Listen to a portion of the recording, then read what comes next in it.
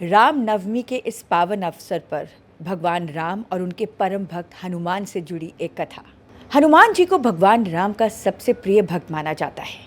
हनुमान जी भगवान राम से बेहद प्रेम करते थे।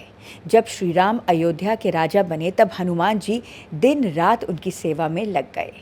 एक दिन की बात है, श्री राम के दरबार में एक सभा चल रही थी। उस सभा में सभी वरिष्ठ गुरु और देवगण मौजूद थे। अब आपको बताते हैं कि उस दिन चर्चा का विषय क्या था।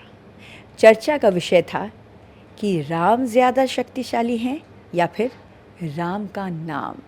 बाकी सब लोग राम को शक्तिशाली बता रहे थे, लेकिन नारद मुनि का कहना था कि राम नाम में ज़्यादा ताकत है। नारद मुनि की बात कोई नहीं सुन रहा था। हनुमान जी इस चर्चा के दौरान चुपचाप बैठे हुए थे। जब सभा खत्म हुई तो नारद मुनि ने हनुमान जी को कहा कि ऋषि वाल्मीकि को छोड़कर वह सब ऋषि मुनियों को नमस्कार करें। तो हनुमान जी ने पूछा कि भाई ऋषि विश्वामित्र को नमस्कार क्यों ना करूं? तो नारद मुनि ने बड़ी चतुराई से जवाब दिया कि वह पहले राजा हुआ करते थे, इसलिए उन्हें ऋषियों में मत गिनो। नारद जी के कहने पर हनुमान जी थे भोले, उन्होंने ऐसा ही किया। हनुमान जी सबको नमस्कार कर चुके थे और उन्होंने विश्वामित्र को नमस्कार नहीं किया। इस बात पर ऋषि क्रोधित हो गए और उन्होंने राम से कहा कि इस गलती के लिए हनुमान को मौत की सज़ा दे।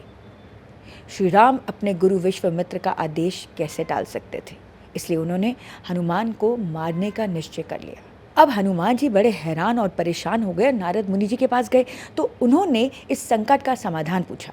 तो इस पर आप जानते हैं कि नारद मुनि ने क्या जवाब दिया। उन्होंने हनुमान को कहा कि आप बेफिक्र होकर राम नाम का जाप करना शुरू करें। हनुमान जी ने ऐसा ही किया। वो आराम से बैठकर राम नाम का जाप करने लगे। तभी श्री राम ने उन पर अपना धनुष बाण तान दिया। साधारण तीर हनुमान जी का बाल भी बांका ना कर सके। जब हनुमान जी पर श्री राम के तीरों का कोई असर नहीं हुआ तो उन्होंने ब्रह्मांड के सबसे शक्तिशाली शस्त्र ब्रह्मास्त्र का प्रयोग किया, लेकिन राम नाम जपते हुए हनुमान पर ब्रह्मास्त्र का भी कोई असर नहीं हुआ। बात को बढ़ता देख नारद मुनि ने ऋषि विश्वामित्र से हनुमान जी को क्षमा करने को कहा। तब जाकर विश्वामित्र ने हनुमान जी को क्षमा किया। तो अब इस उदाहरण से नारद मुनि ने सभा को और सभी को क्या सीख दी? राम नाम जपते रहो। जय श्री राम।